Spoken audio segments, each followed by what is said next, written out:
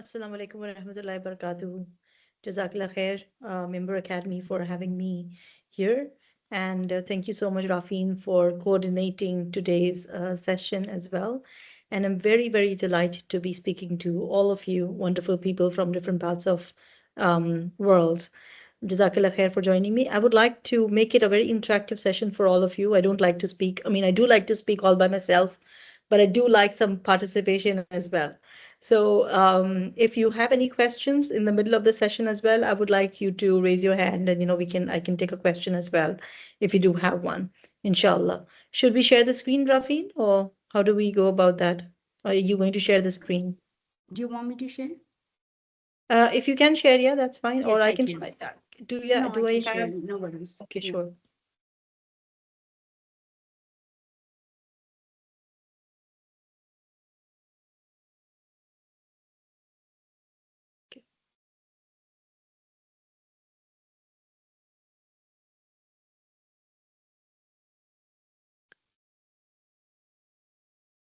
So I think Rafin introduced me already, but I would like to say that I'm actually a tech entrepreneur, and I started my school in Pakistan because I felt that there was a need for our children to develop a love for Allah for our children, and the schools that I was visiting for my own son, I was not able to find that extra effort by the schools, the building of connection, the talk with the children. So that's the reason why I started the school with that niyyah that we need to flourish and we need to put our own efforts into nurturing our own children.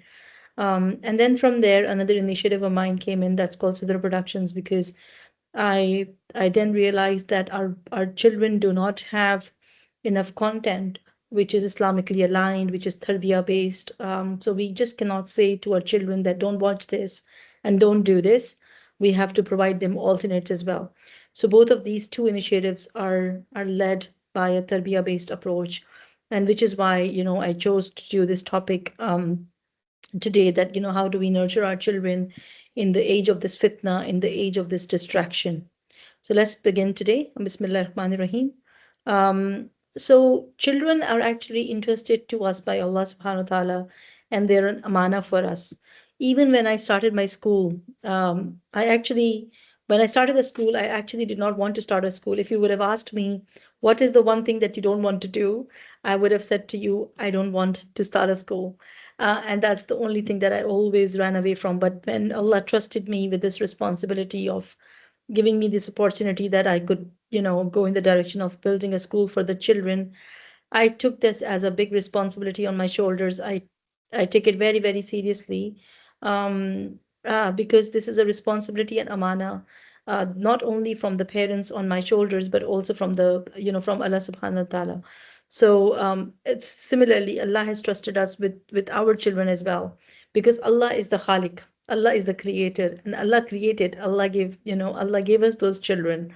It's not just chemical, that happens in our womb, and we have the children. So it's Allah's creation, and we are trusted by Allah subhanahu wa ta'ala with this amana to nurture them in this world, and to make them and to help and guide them and nurture them in a way that they can go to Jannah inshallah, and they can be our sadqa jariyah as well. I would like to start with this hadith first. Abdullah ibn Umar reported the Messenger of Allah sallallahu alaihi wasallam said, "Every one of you is a shepherd and is responsible for his flock. The leader of people is a guardian and is responsible for his subjects. A man is the guardian of his family and is responsible for them. A woman is the guardian of her husband's home and his children, and she is responsible for them. The servant of a man is the guardian of the property of his master, and he is responsible for it. No doubt, every one of you is a shepherd and is responsible for his flock." I think this, if I was when I was writing this this presentation, if I was to choose one ayah, one ahadith, it would have been this one, because it's such a beautiful narration by our Prophet ﷺ that if there are so many billions of Muslims around the world. But if we are able to just for example, me as a mother, me as a parent, or me as a teacher, being responsible for my 4 children, my 2 children, or my 30 children in the school, if I can take care of that 30 students in my classroom, of my 2 children in the home, then this kind of multiplies to the whole ummah. So we were not interested with a very big responsibility. We were given a very small task, actually, to just be responsible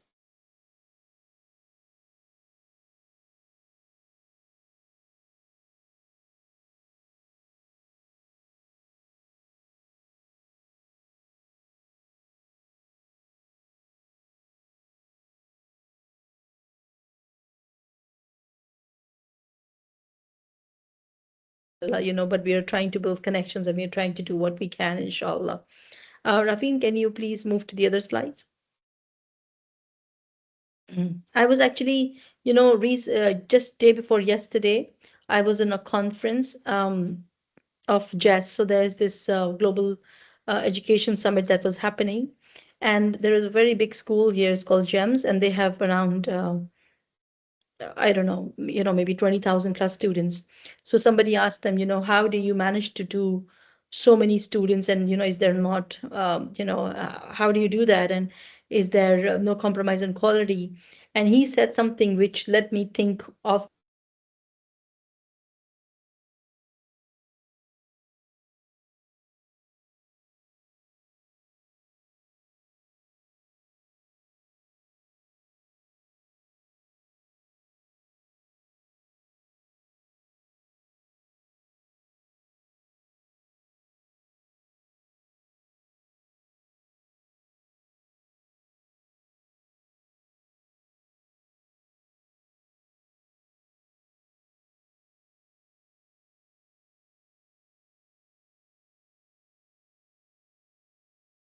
sorry.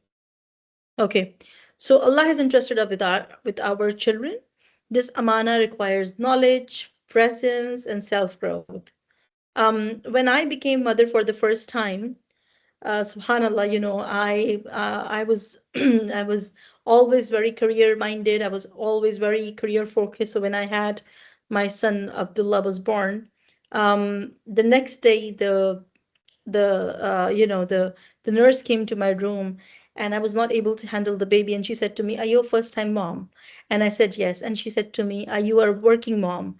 And I looked at her and I said yes. And and I said to my husband, "What does that mean? What does she mean by that? Why did she ask me that question? Because nobody comes with that background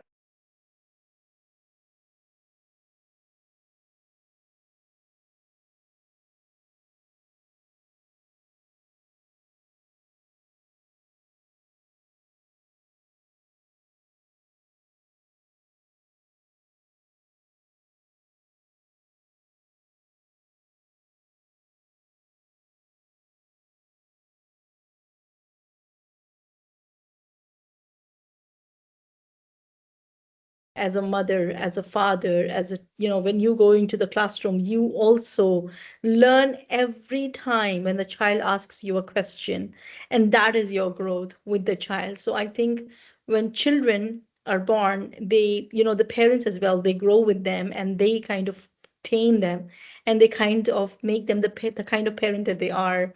I don't know how many of you resonates with this. Do you think that you've had a different level of growth, a different level of path that you've taken after you've become a parent or after you've become a teacher? That sometimes a child has guided you to answer you an XY question, or they've actually, gone into nurturing your mind and letting you think in a different direction. So yeah, so your self-growth is also dependent on your own children as well, if you take it very seriously. And also thirdly, to nurture resilient children, we must first nurture ourselves.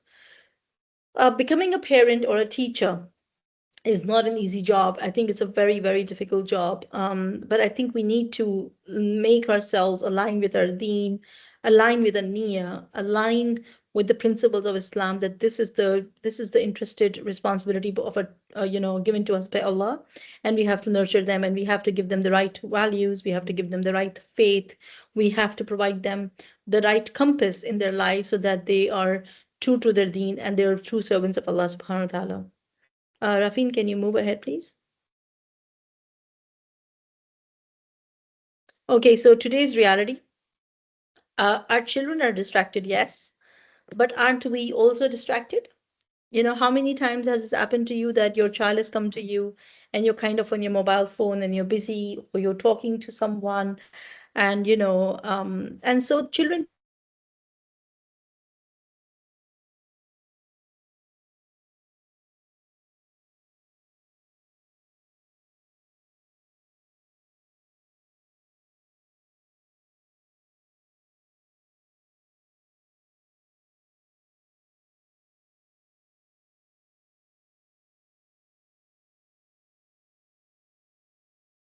and children are getting less and less time because of our own distraction as well. So before even we go into talking about how distracted our children are, how we try to sort out our lives of how distracted we are, of what we want, and how are we going to deal with some of the addictions that we have. Sometimes when we're eating something, what you are watching also something on YouTube, or you're also flipping your phone, have we actually made an effort to speak to our children at that time and make dinner time a time to unwind, relax, sit with them, talk to them, and have a real conversation with our students? Yes, okay, so I'll just stop now. What is that?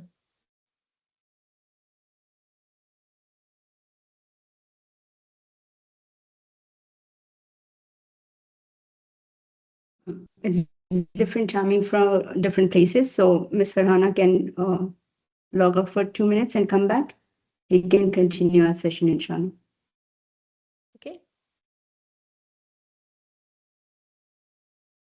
should I continue? Yes, please. Okay. Um, so screens and devices shape behavior, thoughts, and identity. When you're watching something on the screen, um, it really shapes on who you are. I think you all are based in India, right? All of you, most of you right now here are maybe 90% of you are in India. So I think in India you Yes, used that's to have only Doordarshan at that time, right? And right. we used to in Pakistan we used to have only PTV. So and also in the different parts of the world they would have only a local channel that would just give the local news and maybe. And then after the satellites came in, we also had some of the Indian channels coming into Pakistan, some of the international channels coming in. Then in Dubai as well, we had like many other channels coming in. And then slowly and gradually now on our mobile phone, we have the world. We can actually see what other people are doing and how they are. And so many times, whatever content we're consuming is shaping our identity. Now, just imagine for a second you were a child and you were exposed to all the content that is there in the media right now, which was going into your mind when you were growing up, what kind of a person you would be right now. Our children are actually living that reality at the moment, where they are working, where they are living in one part of the world, but their ideology is shaped by different cultures, different people, and different routines and different lifestyles as well. We cannot guide our children in a way that overwhelms us too. So I know that even now there is I was in a talk where Dr. Umar Suleiman was there in Malaysia a few months back, and he said that there is a app now. It's called no scrolling. Like we are scrolling on Instagram, everything that we see, and in 5 seconds we scroll. And there is an app that's come out now which kinds of helps us focus, and it helps us not to scroll. So there's a no scrolling app now. This is how short our attention spans have become. And the home environment also then kinds of gets influenced by what we are watching, what we are consuming, what we are dealing with. So many times we have seen so many parents there, and especially mothers as well, they have consumed something on social media and they want their lifestyles to be a certain way. They want their children to be a certain way, and all those influences from the outside are then coming into the home, and they're putting all sorts of pressure into our family system as well. So there could be good and bad things. I'm not saying that all screen is bad. There is good. You gain knowledge. You can, you also learn from others. You look at other cultures and you can learn from them as well. But we cannot let it engross us so much that we are totally distracted by this reality that we have. If this mobile phone is in my hand and a child comes and talk to me, am I using this mobile phone and then looking up and answering to the child? Or is my mobile phone on the side and on silent when I'm talking to my child? We have to be very honest with ourselves here first. Our children are getting more and more distracted because of us and our reality as well. Rafin, can you go to the next slide, please?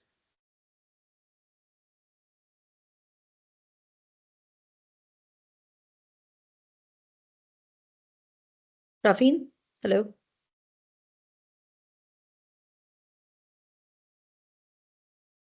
Isn't it reflecting? I'm on the next slide. It says how society has No, it's changed. not showing. It's Okay. yeah, now it's showing me. Now it's showing me. Sorry, I forgot to remove the Forge wallet thing from my Canva. Rafin, you can remove it if it has the Okay. if you have that, okay. Anyway, so how society has changed. So I think if you look back at when we were young, around, I don't know how old you are now, but if we were young, like maybe let's go 30 years back, 35 years back, 20 years back, our mothers were really, they were also busy. They were also doing things, but they were busy doing things like being in the kitchen or hosting the community or feeding the family or doing house chores. And we were not connected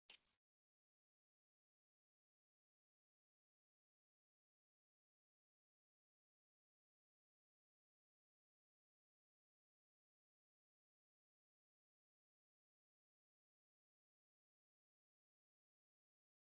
other you could talk to. You had your grandparents, you had your cousins that would come and stay. Is this true for all of you? Did you have, if you go back to, if I was to ask you to go back to your childhood, what did you see? Where was your mom? Can some of you unmute your mic and answer me? Sorry, I just lost my connection and I got back. Okay. Can you please repeat it?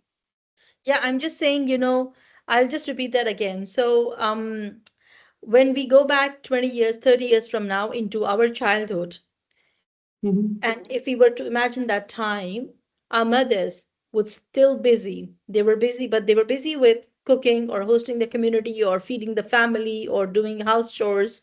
And children would play with their cousins or their Mhm. neighbors, or they would be studying in a group study environment. So the real human connection was still there. Can you go back to Mm. your childhood and see what you saw? Where was your mother at that time? Can Yeah. some of you imagine that time? What was she doing, Yep. and what were you doing at that time? Just like you mentioned, yeah, she used to be busy cooking and we used to play with our friends or neighbors. Yeah, and used to be playing outside, right? Right. I'm not going to ask you what's she doing now because she would also be on her mobile phone, right?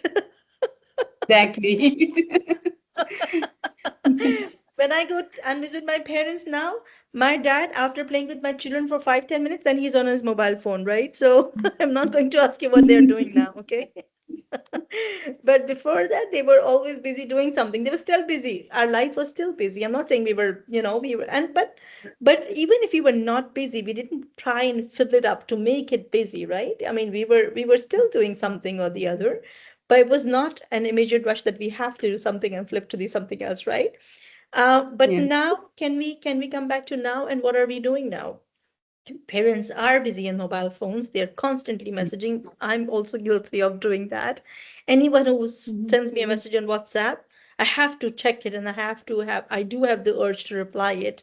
I try not to do it after a certain while because I want to give my children some time as well. But there is this constant noise from people all around the world that want something from you, and still we are so disconnected. What's happened in that is that we've become more disconnected and detached from the people that are living in the same house as us. So we are Mhm. connected to people on Instagram that we don't even know. We are connected to people on Facebook that we don't even know. We get a message at night from someone in Canada or in India or wherever they are, and we have to reply to them. But what happens when a child walks to you and they say, Mama, I need your 2 minutes, please. Mama, can you give me time? Mama, can you play with me? And you're like, shh, I'm replying someone, I'm doing something, I'm doing this and I'm doing that. Just imagine what goes on with that child at that time. And then what we do, because we are ourselves busy, what we do is we give them a screen, we give them a tab. It is we who introduce them to a screen. We were not introduced to a screen because our parents didn't have it at that time. I think if they had it, they might have given it to us as well. But I'm not going to question their parenting to our parenting and how different it is. But we give them a screen so that they don't come to us and they don't distract us sometimes, right? We just want them to be engrossed and involved in their world. And their world has a lot of things going on. Can you imagine what their world is like? From Peppa Pig to so many different cartoons that are there, and so many of them ones with their own agendas. That is their world, and that is their worldview, and that is shaping their minds from a very early age. So communities have shrunk, screens have replaced companionship. So whether it be your companionship with your husband, your companionship with with your parents, your companionship with your children, the screens have played a big role in distracting you and detaching you from your own family and making you connected to people you don't even know. Can you guys raise a hand or give me a thumbs up if you agree to that? Yeah, I just see one thumbs up, Rafin. I need all the thumbs up. Thank you. Thank you so much. Thank you. So you're all listening, right? I will ask you a quiz as well. I will give you a quiz as well. So be attentive in the session. Okay, can we go to the next slide, please?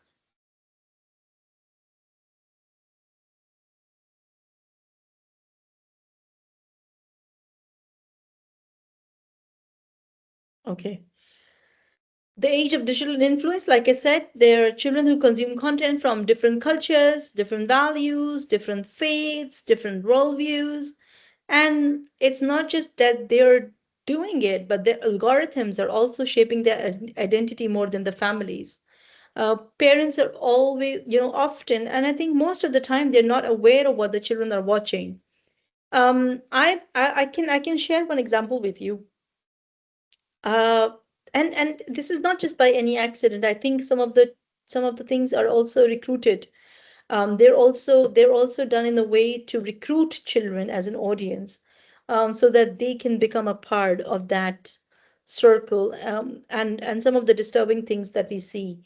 I'm sure you all must be aware of Squid Game, but I was very surprised to see that some of the people that I was engaged with were not really aware of, some of the.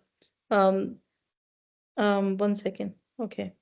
Were not really aware of Squid Game. So one time in the park that I was in, I saw a child dressed up in a Squid Game costume, and I didn't know what it was because I was not. I've never watched that. And somebody said to me, he's dressed up. He was only 5 or 6 years old, and he was dressed up in a Squid Game costume. And then my son came and told me one day, playing in the park, that there are children in the park and they play Squid Game. And I was like, how do they play that? And they're like, well, they play this game, they shoot someone and then the person dies. And then I watched Squid Game. I was like, what is this? And when I watched it, I didn't watch all of it. I just kind of like skimmed through it.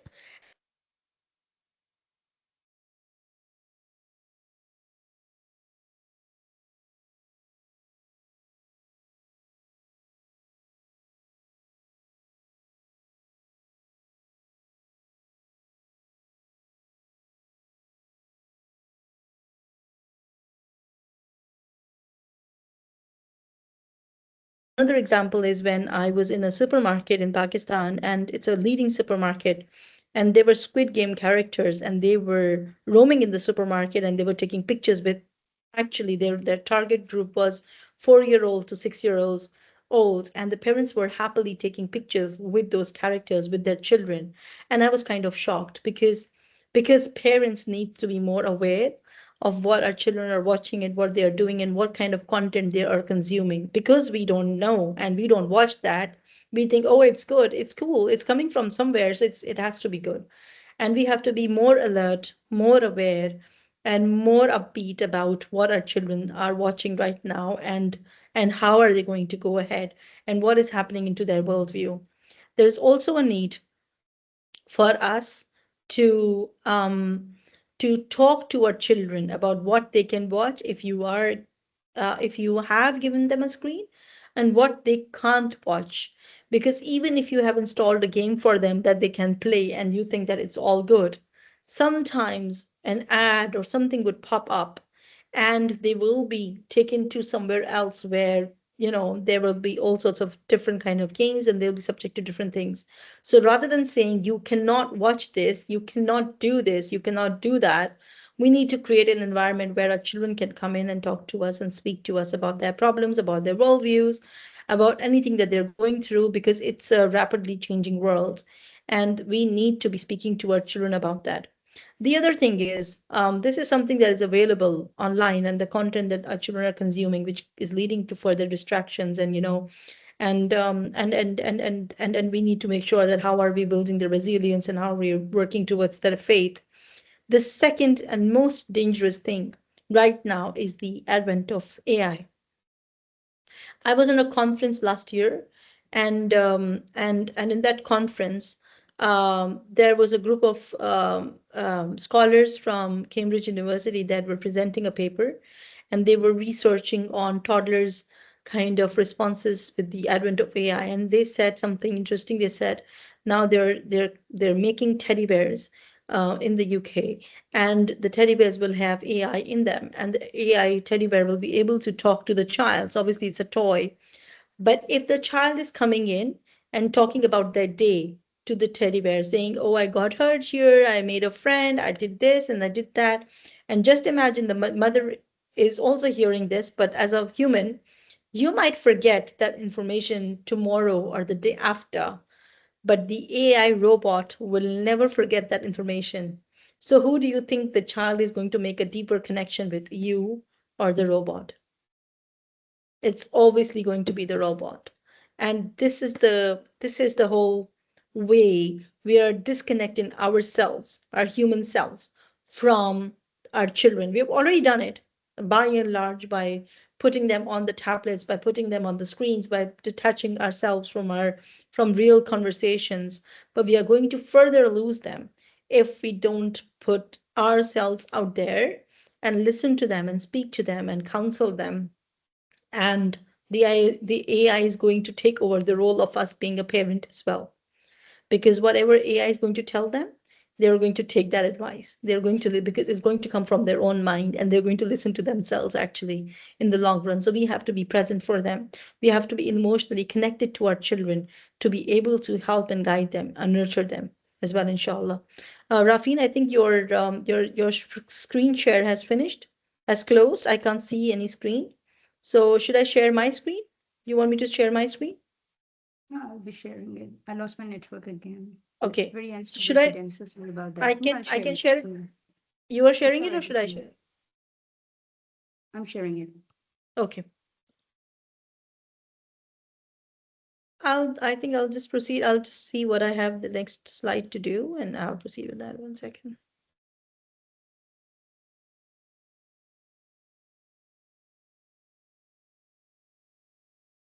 So the real issue and disconnection is not YouTube or TikTok. Um, well, they can all exist, they can all be there. We cannot do anything about it, but the real problem is the emotional and spiritual connection that is going missing. Are we reading Quran with our children? Are we talking to them?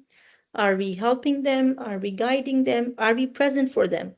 Even in a school environment, Um, I was I was taking a workshop last week, and actually, even before the workshop as well, um, I if I was to go back, and if I was to live childhood, and I recall my childhood, and if I was to recall that one teacher that formed a connection with me in school, it would be no one. Can you go back and think about who was a real connection with you? Did someone speak to you in school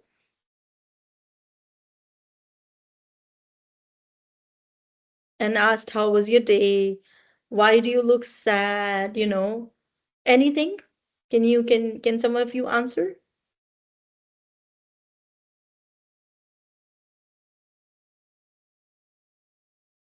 I had a teacher in my first year of degree college. She was very friendly with us, and she used to like guide us and really be there for us. And I still remember her to this date. Like, That was just one teacher.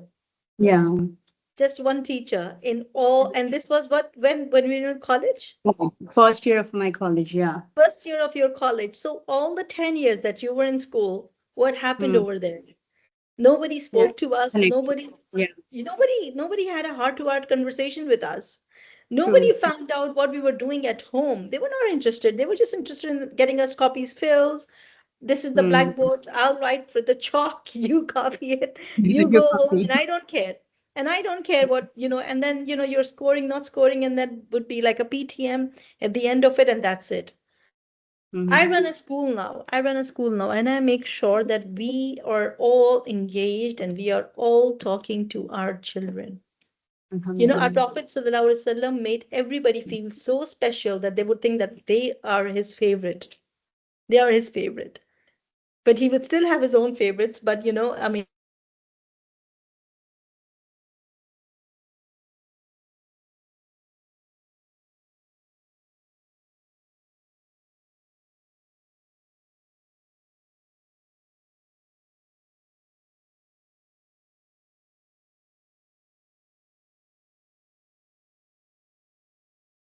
sure that we are asking them, we're talking to them, we're sitting them at their lunch times, we are having lunch with them. And we're playing with them. Our teachers play with them. But we have not really seen this kind of culture emerge from other schools, other areas, other places. So I think we need to work on building our real connections with our children. And when we do that, they come and tell us all sorts of problems. I mean, I'm sure I was having lots of problems in my school, but I never spoke to anyone about it because nobody asked me, you look sad, or is there something wrong with you? Nobody was bothered what I was doing, right? But we should be caring, we should be listening to our children, most importantly. And children will listen to us if they feel that they are safe in the hands of an adult.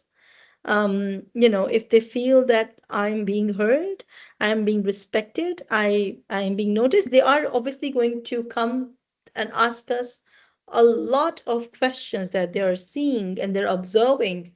Are we able to listen to their questions and reply to them?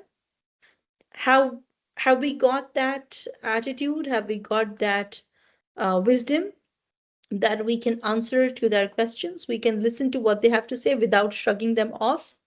Because if we do shrug them off, it is going to be a real disconnection.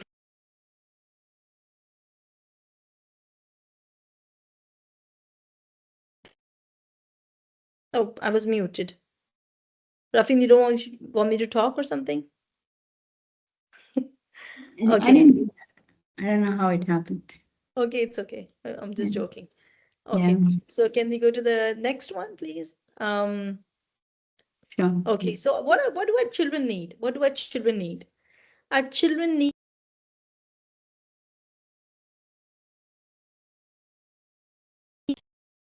okay, our children need very simple things from us, which are the most important but very difficult for us to give in today's age of distraction for ourselves. I'm being muted again and again. I don't know why that's happening. Yeah, it's happening with me as well. There's some glitch in the Teams now. Okay, sure, sure, sure. Mm. So, children today need emotional safety. They need some calm. They need calm adults because we are also becoming hyperactive. Have we not changed ourselves? Can you see any behavioral changes in ourselves as well? We are becoming restless. We are becoming hyperactive. We are also scrolling. We are also in that same consumer in the consumer chain. Um, They need more presence. They just need more of our time. How much of our time are we giving to our children? We need to be present and we need to be spiritually grounded. So we have to root everything in our tarbiyah, in the values of our Quran and the Sunnah for Prophet ﷺ. Because without having a faith compass, without having faith as a compass, we cannot differentiate from right to wrong. I'll tell you an example here. I've had, my husband and I had a friend that was almost an atheist, and he never felt that what was right and what was wrong until he had his own children. And then last year he came from Canada and he said to me, uh, you know, I need like Islamic education for my children. And I said, why? And he said, well, I feel that they will be safe over there. And I said, well, every human needs a compass, and that compass has to be grounded in Allah subhanahu wa ta'ala and what they have told us, and what he has prescribed for us, and what he has given to us as guidelines of what is right and what is wrong. So everything, every good and every bad has to be rooted in our deen. It has to be rooted in the commandments of Allah subhanahu wa ta'ala. And what children needs most is like a safety net. I can come to you without fear. Just ask yourselves in your classrooms with your own children, can you tell me if you think your child can come to you without fear, or they would think twice before coming to you? We have to be friends with our children. If we cannot be friends with our children will never come to us. They will never speak our mind. They will never speak their mind. And they will be going through lots and lots of changes, hormonal changes, societal changes, changes that they're seeing online, all sorts of things. We have to have an open ear, open mind, listen to them, and then guide them with our hikmah, and and guide them through the value and lens of our deen, inshallah. um, Children copy identity first and behavior second. So we need to mirror the identity that we need for them to follow as well. We need to be their role models and we need to be their guides.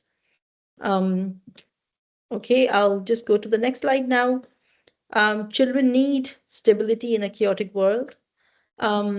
They Have we established a routine for them that we are eating meals with them? Are we doing that, or they're on their we are on our mobile phones and other? Give you an example. A study that was carried out was there in the UK at that time, and they did a study over 30 years or something in a school, and they felt that they saw that over the last 30 years, the use of fork and spoon, right? So the use of fork has declined in the school, spoons over the, and the forks remain counter. Do you know the reason why?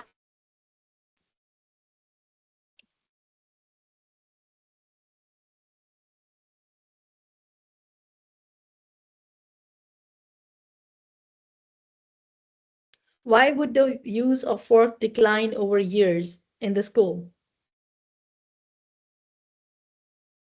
Is it because of the new scientific research which says that, eating with hands helps in better digestion and it No, gives more. they were using spoons. They were using spoons, but they were using spoons only. So you eat with a fork and a spoon, right? Yeah, Right? So they were only using spoons. Can you tell me why would that be happening? And it yeah. so basically back in those days, back 30 years back, 40 years back, they were using fork and a spoon. But Mm-hmm. now, maybe 10 years back, this study was conducted and they were using only spoons, and they saw a decline in the use of forks.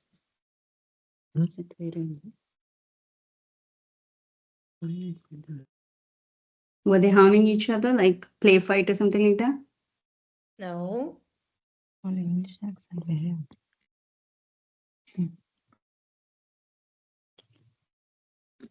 Anybody else?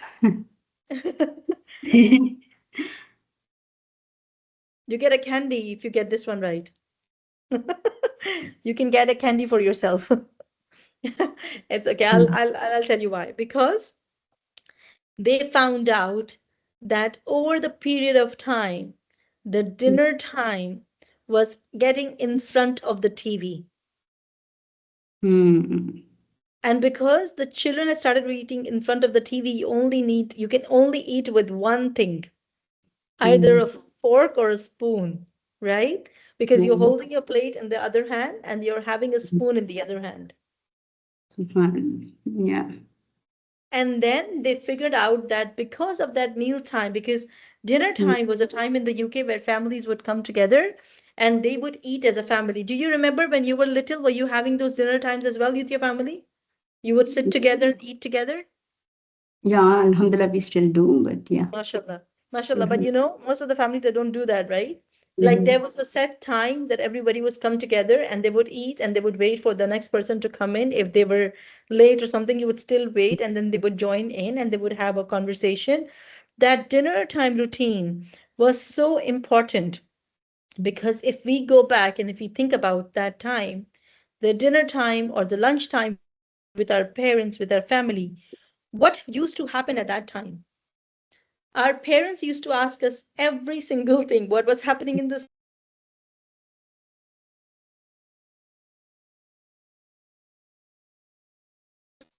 in your family, what your day was like, And because in the UK they found out that that dinner time conversation with the parents was not happening. Because of that, they saw a decline in the use of sporks because the family was eating in front of the TV. This is a research 10 years back. Now maybe everybody's on their mobile phones or maybe everybody's on their tabs right now, but in the UK they found out that the dinner time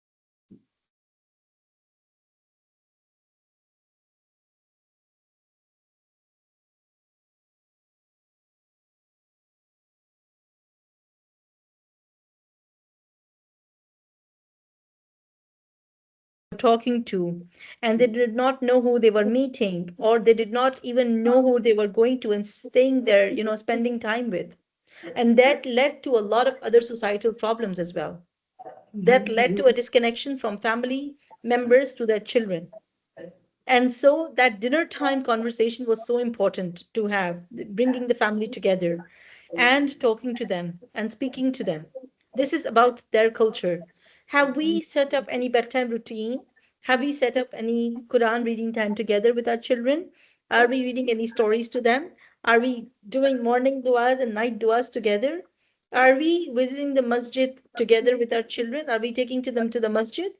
And talking about Allah in a nice, caring, loving way. This is what sets our routine. This is what our day should be like, and this is what we need to do. So our children actually need less noise and more presence from us. They need less distraction.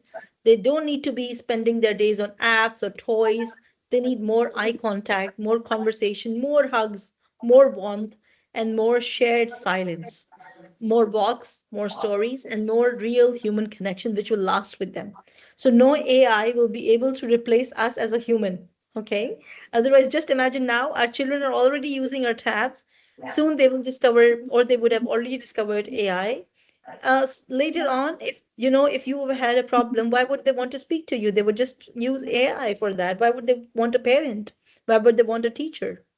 I met somebody from India 2 days back in the JEST conference, and he said that, we are working on making AI avatars for our teachers, and the teacher would be able to train the AI avatar, and the AI avatar would teach the children as the teacher would do, the real human teacher would do. So if that is all is happening and that is going to be our worldview in the next year or so, how are we going to replace ourselves? There's a race to replace ourselves, with our AI avatars now, mm, right? Okay. yeah. Can you move to the next slide now, please? I'm getting conscious of time. Second.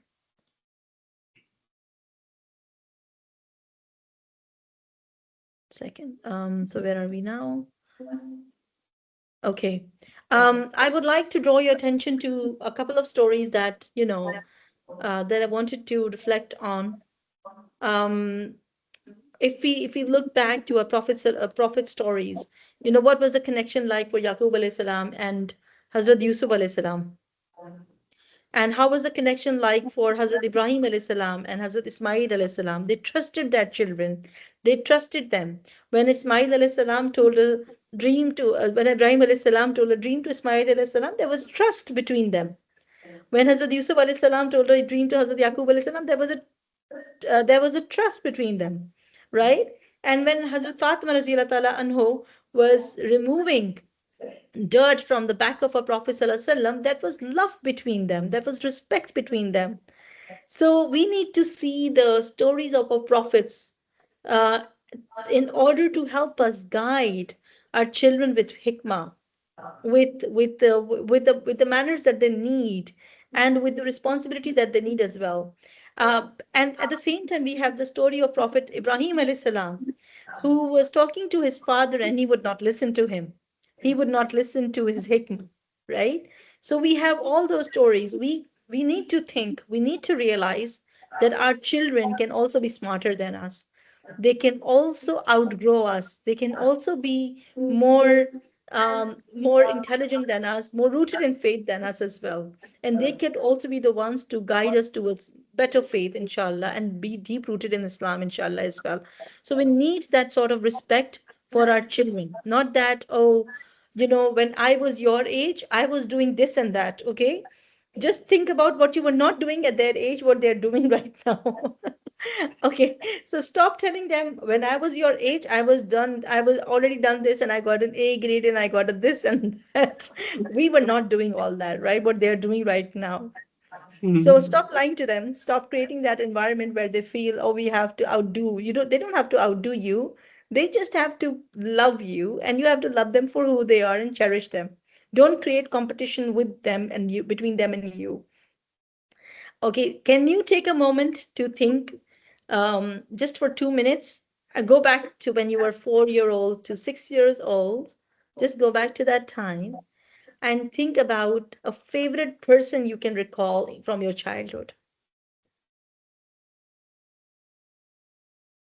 Who was your favorite person at that time? When you go back to when you were, close your eyes and go back to when you were a 4 year old to a 6 years old.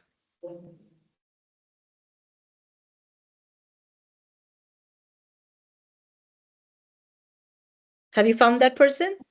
Have you all found that person that you used to like? Yes, yes. Yes? And can you tell me who that person was and why? My grandmother. Your grandmother. And why was she your favorite? Farhana?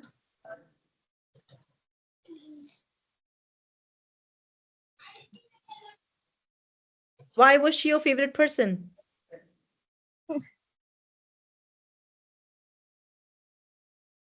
I think I've lost her. Yeah, Rafin, do you want to say something? Who yeah, was your my favorite person? was my father. He used to Your spend father. time, yeah, cuddle, be very patient and nice, never scold, and tell stories. Alhamdulillah. Yeah. Alhamdulillah, yeah. So that was your favorite person. And it was not because he got you shiny toys or something, which he would still be doing, but he Yeah. spent time with you. He Mm, nurtured you. He made you feel respected and he listened to you. true. Yeah. I was be I when I asked myself who my favorite person was when I was at that time was my dad as well. And even in the later years, just because he spent time with me. And the most important thing is that he treated me like an adult. I would always say that you Excuse me. need to, sorry, My favorite person is grandmother. She okay. loved very much. She loved you very much, right? And Yeah. was she the one who was talking to you as well most of the time? Stories like stories. MashaAllah. See? So did you all find someone that you like? But the reason would be because they were talking to you, they were listening to you, they were being friends with you at that time. They treated you like an adult. So our children also need that respect. They also want us to treat them as adults. And they're very intelligent, mashallah. So treat them with that respect, give them that power. Mashallah. So your mother, and she always supported you. See? Not that, just imagine now if we were to ask her child, would they tell us? That, oh, you're my favorite person because you gave me a tab? No, they just want our time. They want our time. They don't want distraction. We need to give our time. That's the most precious thing to them. Okay? Can you move to the next one, please?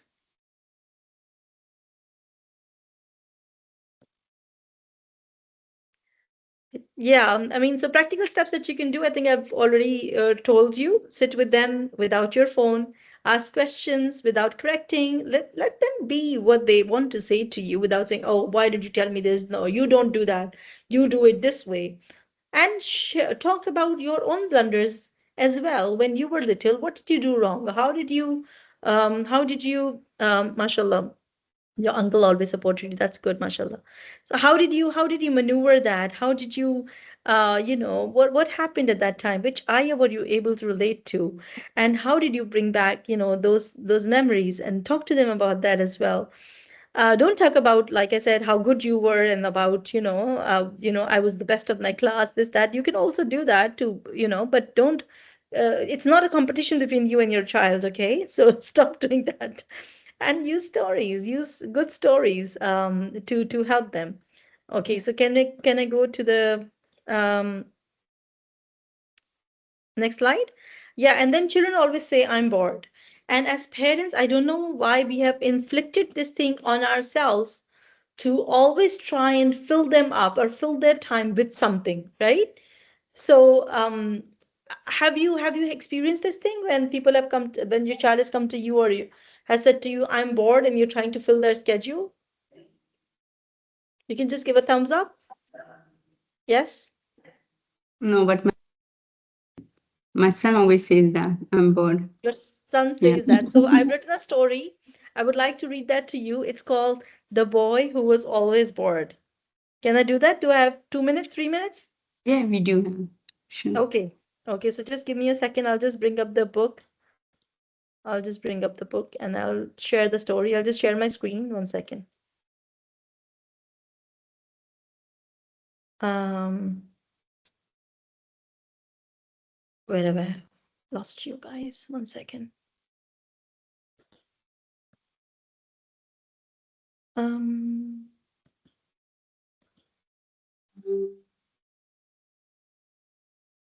how do I share this? Okay. Second. Beta, 1 second. 1 second, sorry. It's all right. He's welcome. Superman. Superman, you're welcome. See, you're in this middle of the session. You're being recorded as well, Abdullah. Can you see my screen now? Not yet. Not yet? Okay, 1 second. Just let me see. Okay, I'm just trying to find a way to do that. Can I send you my book and then you can open it? Sure, inshallah. Yeah. 1 second.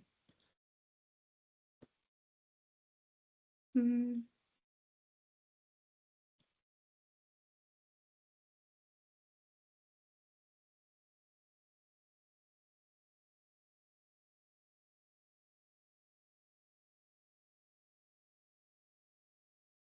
Okay, so this book is not launched yet, so keep it safe, Rafin. Okay, they've not released it out yet. I'm just sending it to you. 1 second. It's just going to you now.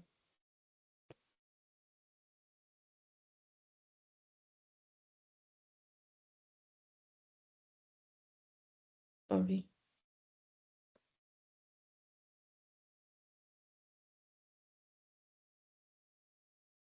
My internet is giving me a problem. Sorry. Just a second. Will I get it on Olive Kids? Yeah, you can get it. No, we don't have the copy on Alif Kids as yet of that one because I'm just trying to open it, but I'm just, this Teams It's is so okay. You new can for just me. read. We'll be Sorry? attentive. You can just read. Okay, I'll just speak. I'll just talk about. I'll just Yeah. talk, okay? Yeah, So sure. that might be better. In the age of distraction, you might listen to something without the picture, right? Yeah. Don't distract yourselves now. So just listen to it without any distraction. Okay, so I'll speak now. So the boy who was always bored. Abdullah was a curious little boy, the one you saw right now. I mean, I'm just saying this out of the book, okay? Abdullah was a curious little boy with a big imagination, But every day he had the same complaint. I am so bored. He played with toys, drew pictures, rode his scooter, and played hide and seek with his sister. But still he would sigh.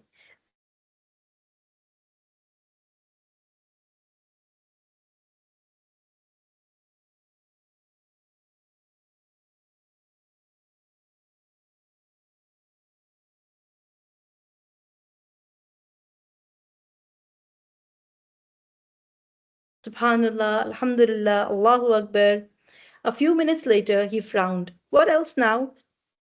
How about you memorize a short surah? Mama encouraged. Abdullah quickly reviewed Surah Al-Fil and then ran back. Finished. Now what, Mama? Mama gently suggested. You can even pray 2 rakah. That's what Prophet ﷺ used to do. Abdullah prayed slowly and made a beautiful dua. But afterwards he groaned again. That was nice, but now I'm bored again. Mama smiled and sat beside him. Abdullah, I'm glad you're doing all these good things, but you don't always have to rush from one to another.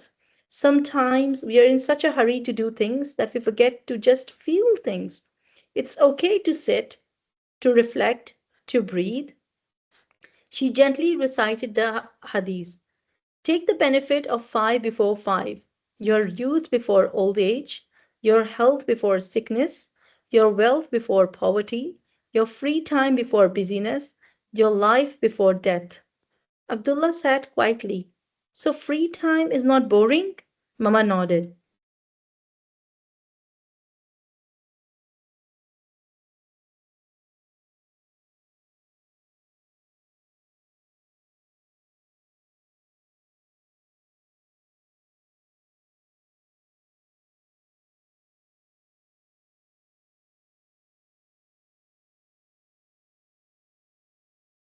Asked questions about the Quran. Abdullah still loved fun, but he had learned that time is not just for doing, it's also for being. And even being bored can be beautiful. So that was the story that I wanted to tell you, but it wouldn't play. So I hope you enjoyed that.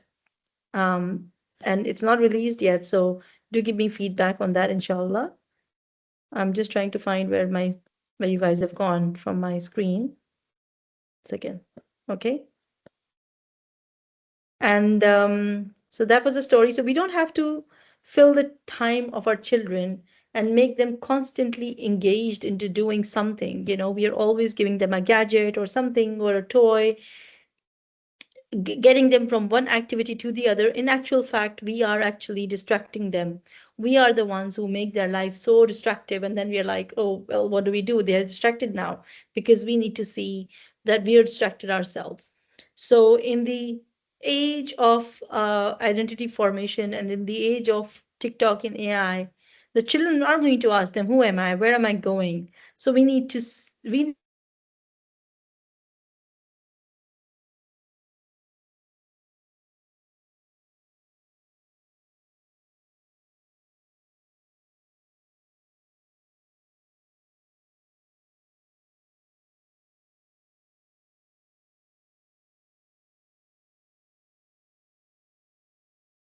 model calm reactions, bring your own spiritual routine and your own Quran, your own tarbiyah, your own namaz routine into your home. Don't replace, say, don't say don't do this. You have to find some replacement for them. If you want them to not use screen, be present for them. If you don't want them to do something else with them. If I mean sometimes if I'm busy, my daughter wants me to do some painting with her. I make myself available for her and I do that for her. Although it takes a lot of effort and I've never liked mess, but I have to like it now because children do like creativity as well. Build a home of cultural storytelling, talk to them about Sahabas, about the Quranic stories, use a dua and Quran tool to regulate their emotions and to calm them down.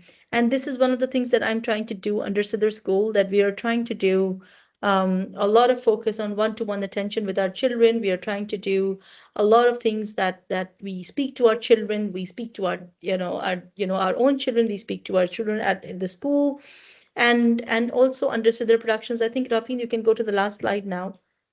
Um, under Siddhar Productions as well.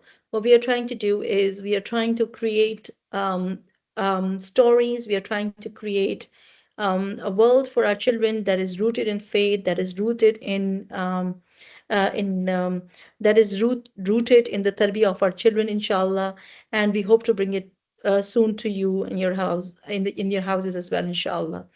Thank you very much. That was all from my side, and I hope you enjoyed that session. Thank you. Jazakallah.